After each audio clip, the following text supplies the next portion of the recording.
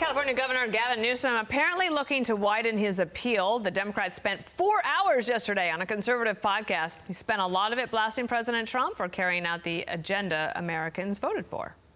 They're sitting there on horses with American flags running through soccer fields, scaring kids that are playing soccer in the middle of the day at a summer camp. For what? Just toughness. It's a weakness masquerading as strength. That's what I don't like about this son of a... Matt Gorman, former NRCC comms director, and Yemisi Egbole, former chief of staff at the White House press office under President Biden. It's great to have you both here. I just want to take a moment, if you'll let me, play a little bit more from Gavin Newsom and this clip. It's about 30 seconds. Watch. It's about the fabric of our community, all these mixed status families. $8.5 billion of tax collection in California every year from undocs. So it's not insignificant. Backbone, it's half of our agriculture work. You sure as hell should care about their workers. 41% of our construction workers, Texas and California have the highest percentage of their construction workers that would fall into that category. Do you feel that they're taking American jobs? I don't know many people that want a job out there in those packing facilities. I don't see many people look like me jumping at those jobs. Yemisi, let me start with you on your thinking. I mean, it's obviously early days, but he clearly is thinking ahead to 2028. Yes, and while I think the theatrics on the podcast might be a little bit much and a little bit too much for my taste, I do think he's taking a bit out of the Trump playbook, and we're going away with the whole when they go low, we go high kind of mentality. What I love is that he's going to these spaces. We also saw him in South Carolina, and that was fantastic, seeing him with Jim Clyburn, meeting with black voters, meeting with white rural voters, meeting with people where they are. I think the Democratic Party pays attention to the South when they need it every 4 years, and the fact that he is going to South Carolina, a signal state for the Democratic Party, no longer New Hampshire and Iowa, is really, really impressive. And so it's important to see where he goes with this. Matt. First of all, 4 hours, that's half the actual regular workday. So he still has a day job the taxpayers are paying him for, number one.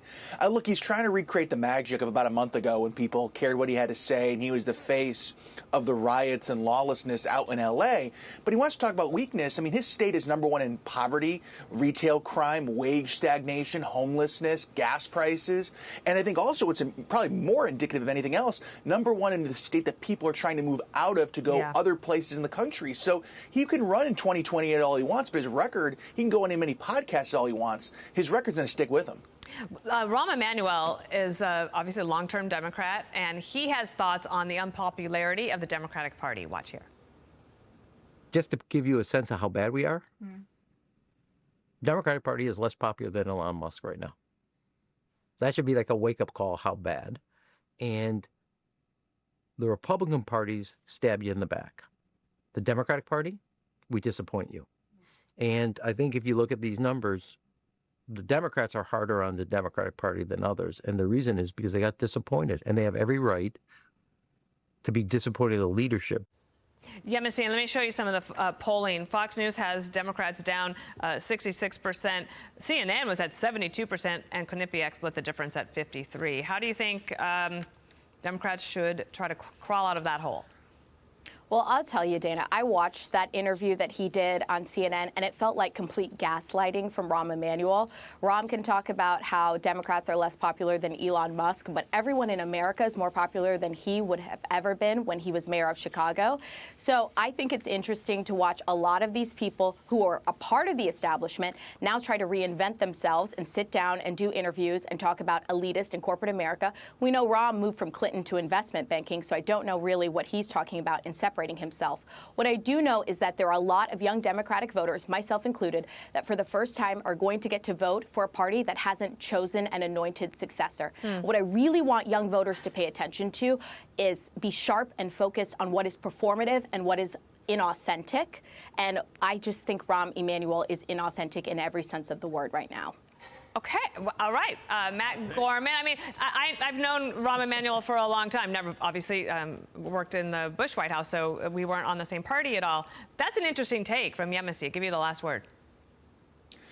No, you're right. I mean, look, she absolutely has a point, and I'm glad he's willing to cloud his own party, but they're going to want a fresh face. He's been in the Clinton White House, and Yemisi's right. The only reason he's unemployed right now and speaking to his political base, which is like cable news green rooms and Washington, D.C. newsrooms, is because he was run out of the mayor of Chicago for alienating mostly black voters when he was mayor. And guess who is a huge part of the Democratic voting primary base, especially in South Carolina, the first primary? Black voters. So he can do this little tour all he wants. It's not going to translate to votes. There's a Washington Post article today. The headline, I read the article, but the headline was that young black men walking away from the Democratic parties. Clearly, we all have a lot more to talk about, and I look forward to those conversations. If you want a little bit more from Matt Gorman and me, he was on Perino on Politics yesterday. Yemisi, I'm going to call upon you. You're going to be next. Thanks, guys. Yay. Hey everyone, I'm Emily Campagno. Catch me and my co-hosts Harris Faulkner and Kaylee McEnany on Outnumbered every weekday at 12 p.m. Eastern, or set your DVR. Also, don't forget to subscribe to the Fox News YouTube page for daily highlights.